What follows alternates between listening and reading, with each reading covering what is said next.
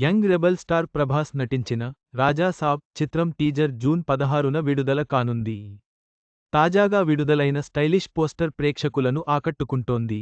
నిధి అగర్వాల్, మాళవిక, రిద్ధి కుమార్ నటన ఆకర్షణీయంగా ఉంది. యంగ్ రెబల్ స్టార్ ప్రభాస్ నటిస్తున్న లేటెస్ట్ మూవీ రాజా సాబ్. మారుతి దర్శకత్వంలో ఈ చిత్రం రూపొందుతోంది.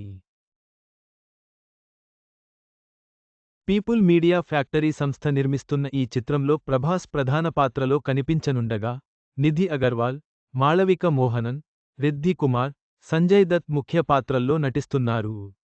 జయరాం, అనుపమ్ ఖేర్, జరీనా వహాబ్, ప్రియదర్శి, వెన్నెల కిషోర్, బ్రహ్మానందం వంటి నటులు సహాయ పాత్రల్లో కనిపించనున్నారు. ఈ చిత్రం చాలా కాలంగా వాయిదా పడుతుండడంతో ఫ్యాన్స్లో నిరాశ నెలకొంది. కానీ ఫ్యాన్స్లో జోష్ నింపేలా చిత్ర యూనిట్ జూన్ 16న రాజా సాబ్ టీజర్ రిలీజ్ చేయనున్నట్లు ప్రకటించిన సంగతి తెలిసిందే. టీజర్ రిలీజ్కి గ్రాండ్గా ఏర్పాట్లు జరుగుతున్నాయి. ఇటీవల టీజర్ ఆన్లైన్లో లీక్ కావడంతో చిత్ర యూనిట్, అభిమానులు ఆందోళన వ్యక్తం చేశారు. అయితే టీజర్ లీక్ కావడం, ఒరిజినల్ టీజర్ అందించే ఎక్స్పీరియన్స్పై ప్రభావం ఉండకూడదని చిత్ర యూనిట్ భావిస్తోంది. టీజర్ హంగామా పెంచేలా చిత్ర యూనిట్ వరుస అప్డేట్లు ఇస్తున్నారు. టీజర్కి సంబంధించిన ప్రీ టీజర్ని రిలీజ్ చేశారు. ఈ ప్రీ టీజర్లో హీరోయిన్లు మాళవిక మోహనన్, నిధి అగర్వాల్, రిద్ధి కుమార్ ముగ్గురూ దేనినో ఆశ్చర్యంగా చూస్తూ కనిపిస్తున్నాయి. ఈ ముగ్గురూ దేన్నో చూసి భయపడుతున్నట్లు ప్రీ టీజర్లో చూపించారు. ప్రీ టీజర్లో తమన్ విజయం అదిరిపోయింది. ఇప్పుడు తాజాగా ఆసక్తికర పోస్టర్ రిలీజ్ చేశారు. ఈ పోస్టర్ ప్రభాస్ సూపర్ స్టైలిష్గా కనిపిస్తున్నారు. కారు టాప్పై కూర్చుని ఉన్న ఫోజు అదిరిపోయింది.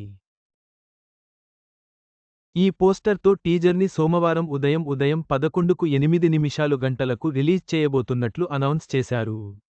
రాజా సాబ్ టీజర్ని ఆన్లైన్లో మాత్రమే కాకుండా తెలుగు రాష్ట్రాల్లో ప్రధాన నగరాల్లోని థియేటర్స్లో రిలీజ్ చేస్తున్నారు. రాజమండ్రి, కాకినాడ, గాజువాక, అమలాపురం, అనకాపల్లి, ఒంగోలు, విజయవాడ, మచిలీపట్టణం, భీమవరం, కడప, ప్రొద్దుటూరు లాంటి ప్రాంతాల్లోని థియేటర్స్లో రాజా సాబ్ టీజర్ రిలీజ్ ఉండబోతోంది.